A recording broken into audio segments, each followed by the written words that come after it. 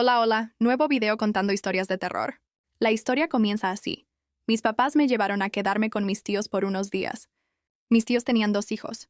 Carlos, que tenía 8 años, y José, que tenía 10 pero tenía problemas mentales desde pequeño. A veces se quedaba mirando la pared por horas, hablaba solo, y mis tíos siempre tenían que cuidarlo extra porque hacía cosas raras. Esa primera noche mi tía me dijo que iba a dormir con José en su cuarto porque Carlos tenía pesadillas, y necesitaba dormir solo con mis tíos. El cuarto de José tenía 2 camas pequeñas, una ventana que daba al patio trasero, y las paredes eran de un color verde pálido que en la noche se veía casi gris. Cuando apagaron la luz, yo me acosté en mi cama y José en la suya. La casa se quedó en silencio, solo se escuchaba el ventilador de techo que hacía un ruido medio hipnótico. Pensé que me iba a dormir rápido, pero José empezó a hablar. Me dijo, ¿tú las ves? Yo le pregunté, ¿qué cosa, José? Y él me señaló la pared que estaba frente a nuestras camas. Las letras rojas. ¿Están ahí, no las ves? Yo me incorporé en la cama y miré hacia donde él señalaba. Para mí solo era la pared verde de siempre, pero José insistía. Están escritas con sangre. Dicen cosas feas. Yo pensé, José está enfermo, por eso dice esas cosas. Pero me daba miedo de todos modos. Le dije, José, no hay nada ahí, mejor duérmete. Pero él siguió hablando. Es que tú eres muy chiquita para verlas. Yo las veo porque él quiere que las vea. Le pregunté, ¿quién es él? Y José me dijo algo que me heló la sangre.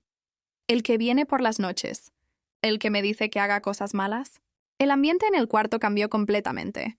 Antes se sentía fresco y tranquilo, pero de repente se puso pesado, como cuando va a llover.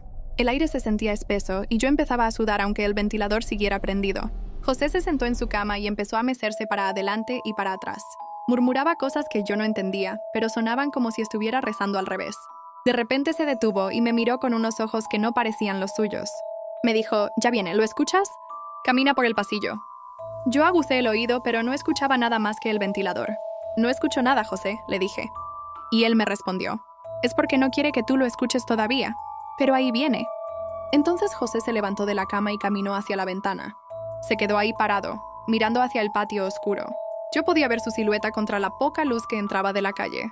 Estaba completamente quieto, como una estatua. De pronto volteó hacia mí y me dijo, mira, ahí está, ¿ya lo ves? Señaló hacia la esquina del cuarto, donde había una silla con ropa colgada. Yo miré y no vi nada, pero José siguió. Te está sonriendo. Dice que tú también puedes verlo si quieres. Yo me tapé hasta la cabeza con las cobijas y le dije, José, me estás asustando. Ya no digas esas cosas. Pero él siguió hablando, ahora con una voz más grave, que no sonaba como la de un niño de 10 años. Él dice que no hay que tener miedo, que es nuestro amigo. El frío que sentía no era normal. Era como si hubieran prendido el aire acondicionado al máximo, pero yo sabía que en esa casa no había aire acondicionado. Mis dientes empezaron a castañetear y yo estaba sudando y temblando al mismo tiempo. José regresó a su cama, pero no se acostó. Se sentó en la orilla y empezó a golpearse la cabeza suavemente con las manos. Se está enojando, decía. Se está enojando porque tú no quieres verlo. Yo pensé, tengo que ir con mis tíos. Pero cuando traté de levantarme, José me dijo, no te vayas. Si te vas, él va a ir por ti. Es mejor que te quedes aquí conmigo. Las horas pasaron eternas. José seguía hablando solo, a veces riéndose de cosas que yo no entendía, a veces llorando. Yo fingía dormir, pero no podía cerrar los ojos. Tenía tanto miedo que el estómago me dolía. Como a las 3 de la mañana, José se levantó y me dijo, tengo que ir al baño. Él me está esperando ahí. Yo le dije, no vayas, José, quédate aquí conmigo. Pero él ya estaba caminando hacia la puerta. Antes de salir, volteó y me dijo algo que nunca voy a olvidar. Si no regreso, dile a mis papás que él me llevó a un lugar mejor. Salió del cuarto y yo me quedé sola. El silencio era horrible, ya no se escuchaba ni el ventilador. Era como si toda la casa hubiera muerto de repente. Pasaron unos minutos que se sintieron como horas. De repente escuché un ruido fuerte que venía del baño, como si algo pesado se hubiera caído. Después silencio otra vez. Yo pensé, algo malo pasó. Pero tenía tanto miedo que no me podía mover.